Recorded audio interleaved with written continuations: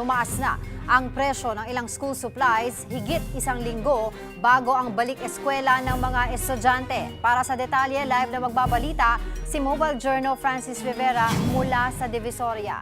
Francis, kumusta dyan? Yes, Angela, payday Friday nga ngayon. Kaya naman may mga ilan na tayo mga kapatid na talagang dumadayo dito sa Divisoria para nga mamili dahil 1 week na nga lang mag-uumpisa na ang panibagong school year para sa ating mga kapatid na chikiting. At dito nga tayo ngayon sa Jens na school supply shop kung saan nga nagbebenta na ngayon sila. Ito, marami na rin silang mga inaalok na mga school supplies dito at ang presyohan nga gaya na lang dito sa notebook, ang isang bundle ay 120 pesos at sa pad paper 100 pesos daw per 10 pads.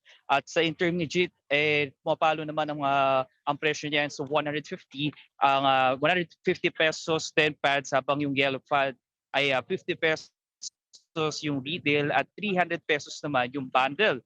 Doon naman sa mga ballpen, 50 pesos ang isang box, no? Tapos ang pumapalo naman ng 160 yung bultuhan at yung sa lapis naman 120 pesos ang isang box at kaya na raw makabili ng 10 pesos ang isa. No, doon naman daw sa Pantasa o yung mga sharpener nila dito 72 pesos, 24 pieces 10 pieces na raw 'yon. Sulit na raw 'yon para doon sa mga nais din mamahagi ng mga school supplies sa kanilang mga barangay o doon sa mga nagbibrigada sa eskwela din, no? At doon sa crayons naman, nasa 50 to 160 pesos per box. Depende yan doon sa dami ng Crayola na bibili natin, no? At dito naman sa bag, no, ay meron tayong mga nakita dito around dito sa may Divisoria na 60 pesos yung pinakamura natin nakitang bag at 350 pesos naman doon sa medyo may kalakihan na